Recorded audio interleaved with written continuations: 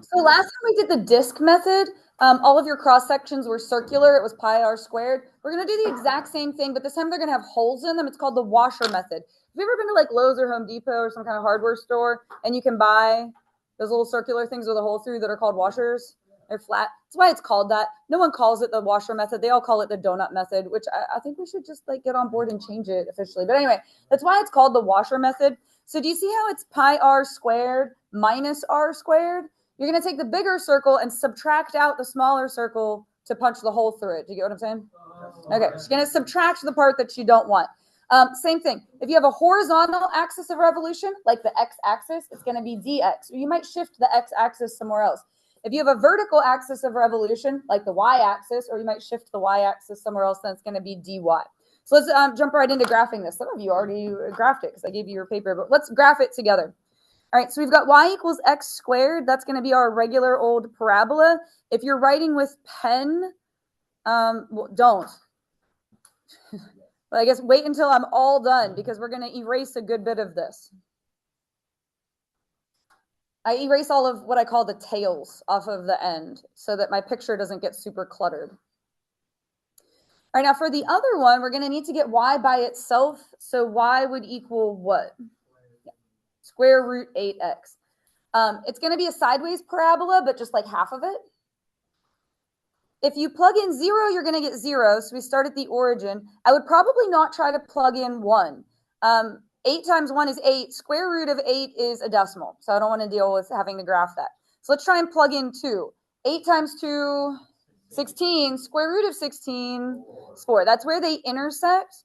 And this graph is going to look like this. It's bending the other way, concave down.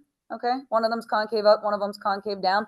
But what you end up with is this sort of like leaf petal as your shape. And then we're going to erase the tails that are all around it.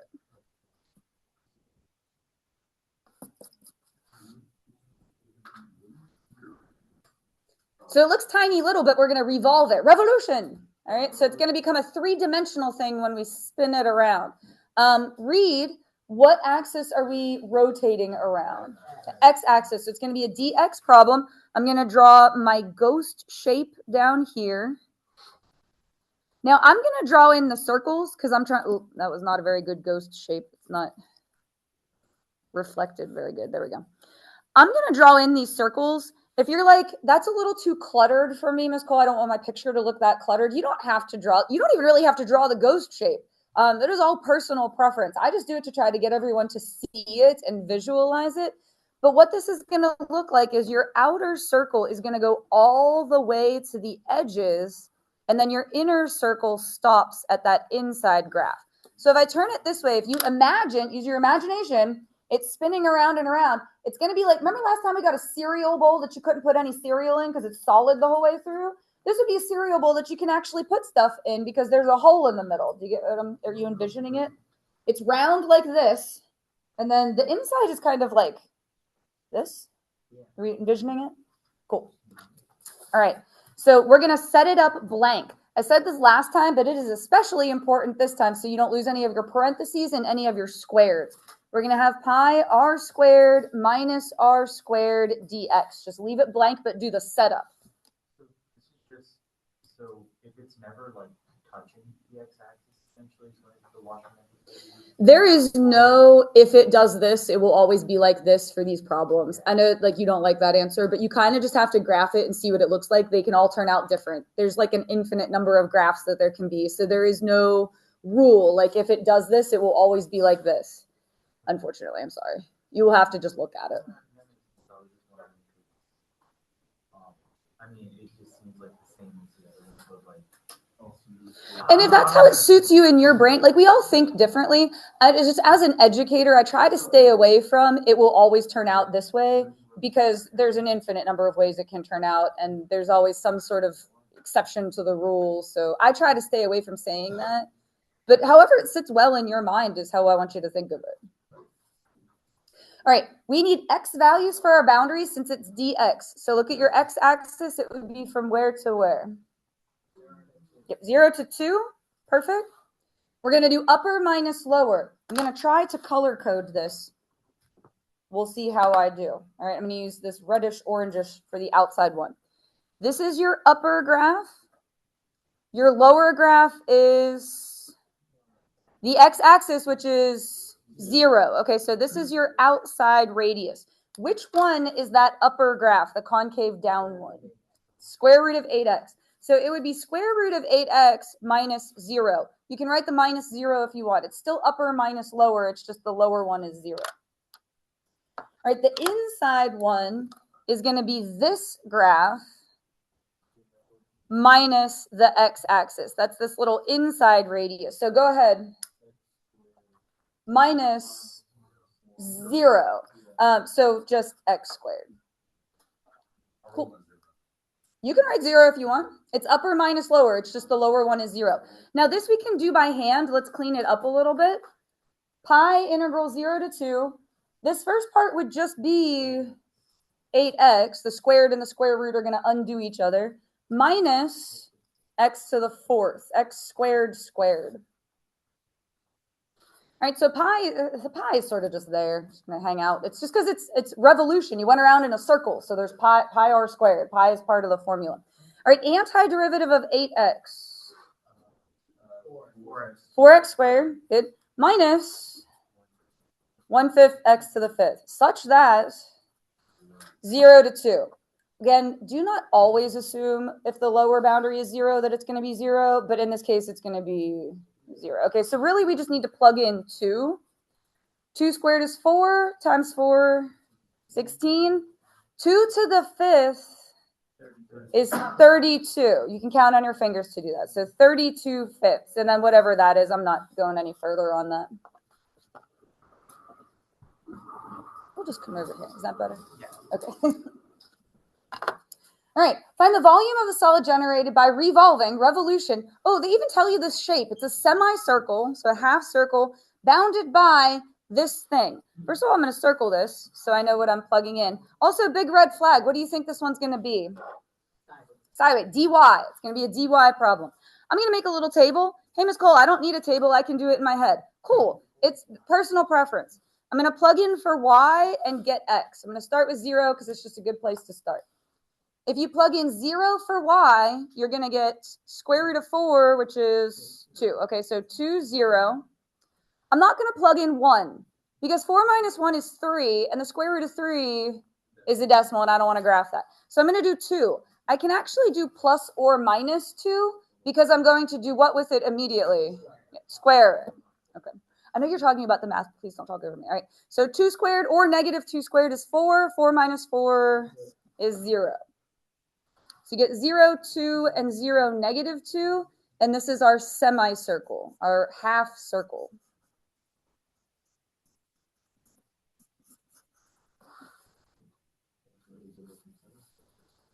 Do my best. Anytime I try and draw a circle, like drawing a perfect circle is really hard. Anytime I try and draw a circle, it just looks like a squashed orange, I feel like. All right, now, and the y-axis, so that's this. So here's our shape. What are we revolving around? What line? All right, here's x equals negative 1. I'm going to draw my ghost shape reflected on the other side. Do you see how there's a hole in the middle?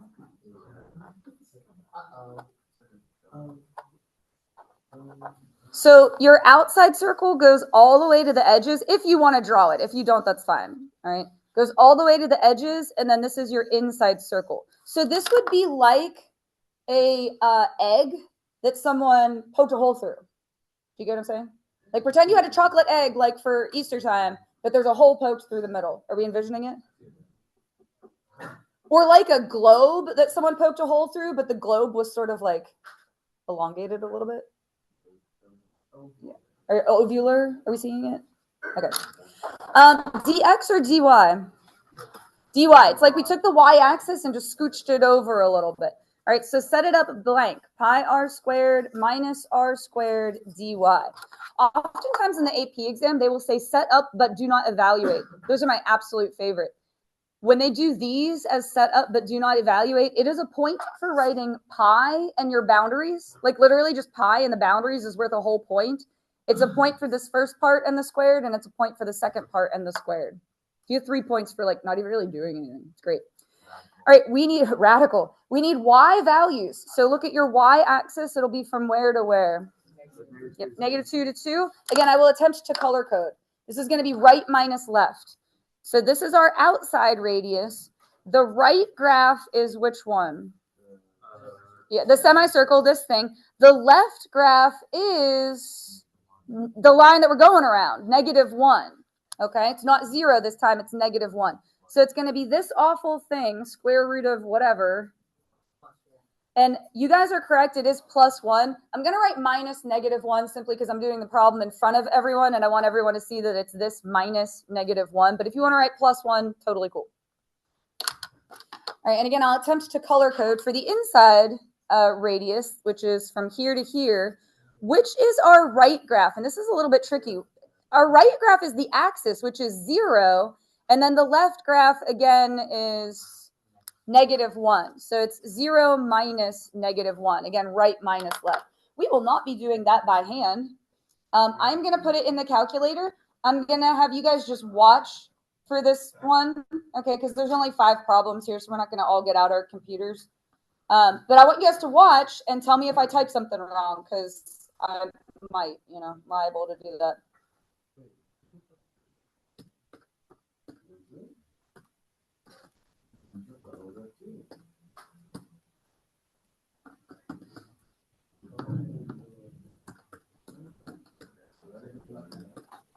All right, minus. Now that would really just be 1 squared for the second part.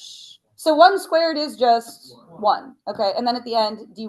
So I got 72.988. Delta math is going to make you round, though. So in delta math, it would be 72.989. On the AP exam, they'll accept either one. So I recommend truncating just because it's easier. It's less work. You don't have to think about it.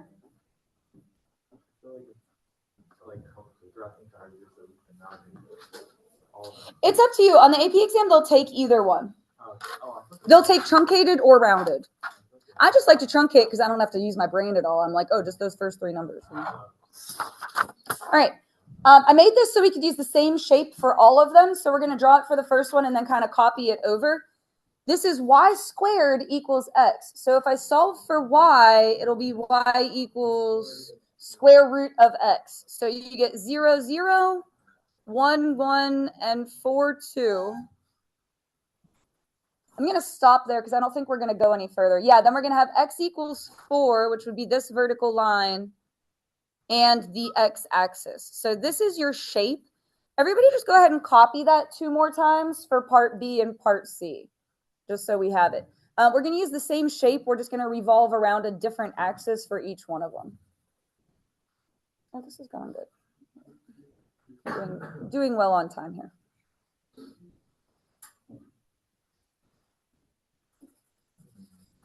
Yep, so we're just copying that over for all 3. I'll just give everybody a little bit of time to do that.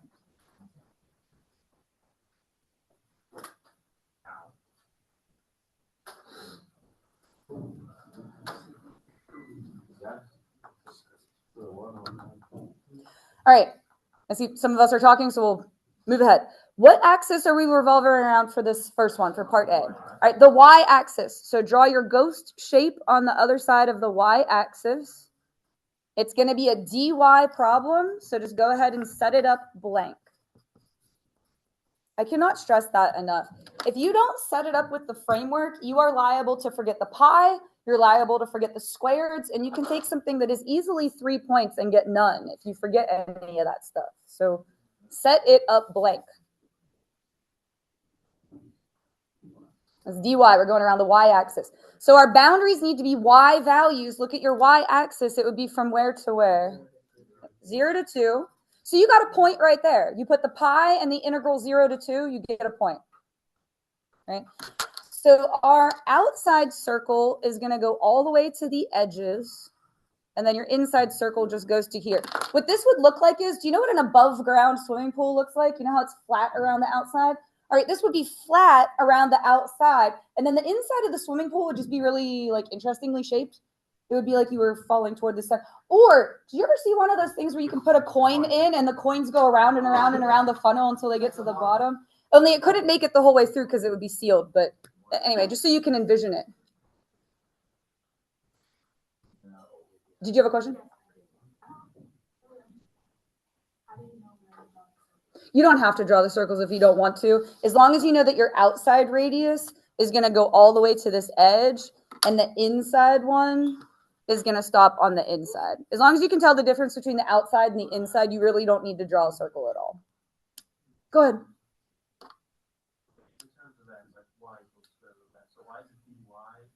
We're revolving. It's based on which axis you're revolving around. We're revolving around the y-axis, okay? Which means we're going to use this one right here.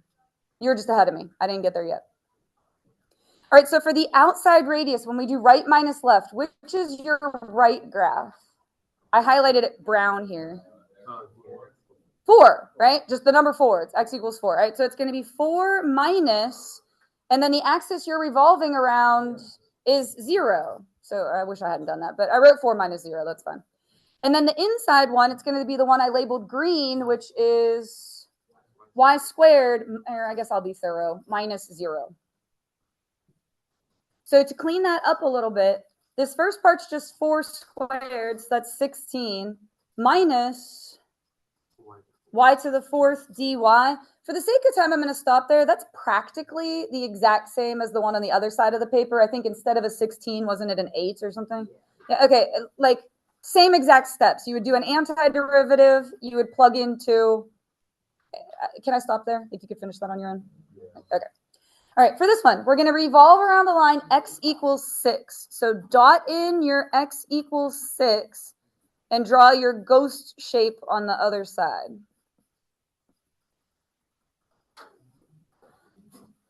So this one, to get you to kind of envision it, and I brought this one up last time. I just said there wouldn't be a hole through. Now there's a hole through it. Do you ever see trees planted and they mound up the mulch around the tree?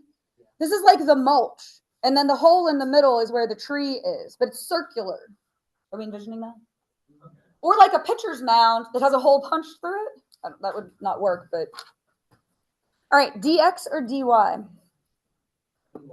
It's like you took the y-axis and scooched it over a little bit. So dy. So go ahead and set it up blank.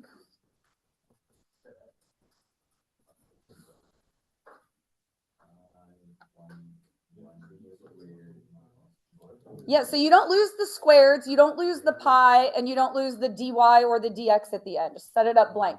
All right, we need y values for our boundaries, which would be, again, 0 to 2. And I will attempt to color code. Now, when you go over here and look at this, it's tempting to use this one. Don't use this one. That's our ghost shape. All right, we added that in there. You want to use the one that you actually colored in, okay? So this is your right graph. To go all the way out to your left graph, which one is that? All the way out to the edge, the furthest. Y squared is that one. Okay, so it's going to be what minus y squared? We're going to do right minus left. 6 minus y squared. It's right minus left. Yes, and now I'm going to do the other one, green. So it's going to be 6 minus 4. Good. I know 6 minus 4 is 2, but I'm going to write it that way so everyone can see like what happened. All right. We're going to do this one by hand because sometimes they have you do this. We did one like this last time, and I said, please no questions about this one. Can't we do it blah, blah, blah? The answer is no. You have to do it the way that I'm showing you. When you have 6 minus y squared squared, it means that you have that twice, and you have to distribute everything to each other. There is not a way around it. There is not a cheat code. There is not a shortcut. Trust me, if there was, I'm going to tell you because I'm lazy, okay? 6 times 6, 36, all right? If you distribute these, you get negative 6y squared. If you distribute these, you get negative 6y squared. So together, negative 12y squared. And then, good, y plus, because that's correct. Yep, negatives cancel, and then y to the 4th, all right? Minus, now this would be 2 squared, which is 4. I'm going to just erase 36 minus 4 is 32. In response, if we like somehow forgot all of that, would they take it if we didn't? No. You would get the setup point, which would probably be 2 points. If they made you do it by hand, the setup is usually 2, and then like another point for the rest of it. You'd lose that one. But you get the setup. No, that is cool that you would at least get the. Okay, well, I think getting any points, if you salvage any points out of a problem, I consider it good. All right, antiderivative of 32. Good. I was waiting to see if anyone said x. 32y minus. All right, you would want this to be 1/3 y cubed, but there's already a 12 there, so 4y cubed plus. Good. Such that 0 to 2. And again, we're just going to plug in 2.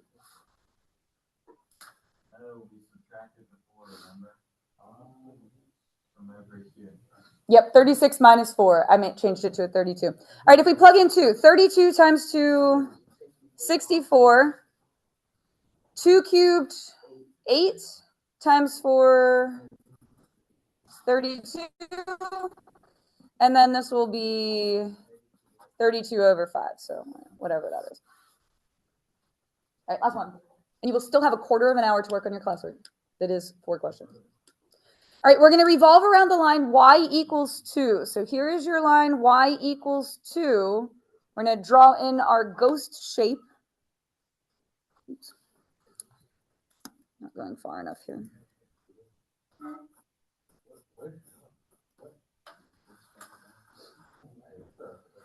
So if you turn this one this way, what this would look like, it's flat around the edges. It would be like a drinking cup. Do you know what I'm saying? Like flat around the edges? But the inside of your drinking cup would be very oddly shaped. Do you understand what I'm saying? It's a really like kitschy drinking cup. Yeah, or so yeah, like I don't know, your tumbler or something. It's like one of those paper cups that they give you. Oh yeah, it's like it's weird on the inside. Yeah, like those. Except it's flat on the outside. All right, dx or dy? Dx. It's like you took the x-axis and scooched it up a little bit.